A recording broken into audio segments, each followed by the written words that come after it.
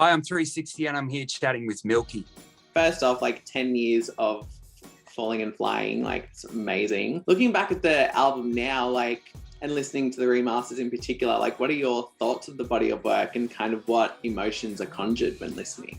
Oh, it's like a time machine for like listening back to it now. Like it just takes me back to when we were creating it and everything that kicked off. Like it was just such a bizarre thing to look back on at how successful it was and just all the work putting into it and how hungry we were at the time making music. It was a really good time in my life. And so also the record the record definitely does like fuse together different kind of sonic threads, like the kind of pop, indie, electro. And obviously coming from a hip hop background, and especially 10 years ago, that was kind of like an unexpected move for a hip hop artist to kind of enter this kind of genre bending way of working. And it kind of did like usher in a new era of Australian hip hop and kind of brought the genre back to like mainstream radio and all that kind of fun stuff, I guess.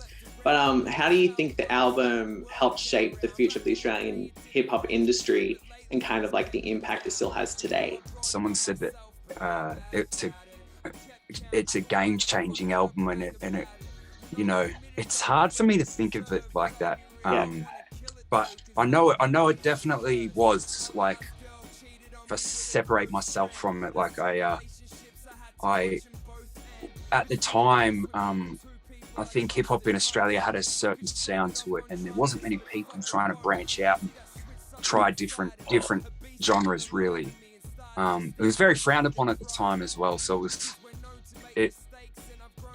for me. It was a very big internal struggle to, like, because of where I come from and the background that I have being involved in, you know, the very raw side of hip hop, and to make something very poppy and just meshing all these genres together, it made me think, you know, everyone's going to think I'm going to sell out or all that, and that was a real big deal for me. Like, I knew that, you know, the hip hop heads are going to hate it and stuff, but there was certain songs I didn't put on because of that. But it was like I had to realize that I love the music that I was making, so that's the only thing that matters, really. It'd be more of a sellout thing to do something what I think other people want rather than what I actually want to do. You know, like someone like Kanye doing 808s and Heartbreak. I always mention this when it comes to influential like albums and experimenting, because he's unapologetically himself in every way. And with his art and stuff like that.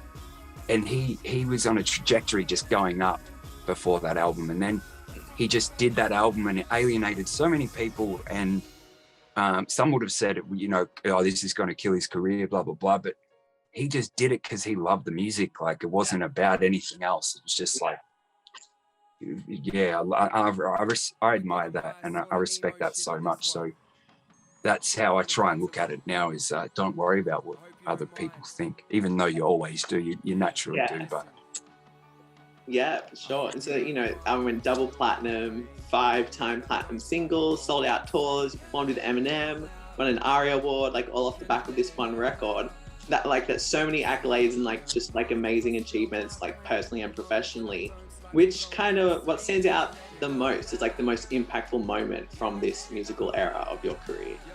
Oh, that's such a tough question. Like, there's stuff like the Rolling Stone cover. That was such a bucket list thing. And also opening for Eminem, that was just crazy. And you know, having like, I've got a wall over there. I'm not sure if you can see it with like plaques and stuff.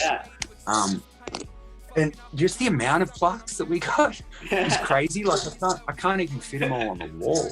It's crazy, amazing. It just blows my mind, man, to just look at them and just be like, wow, we really kicked a goal on that.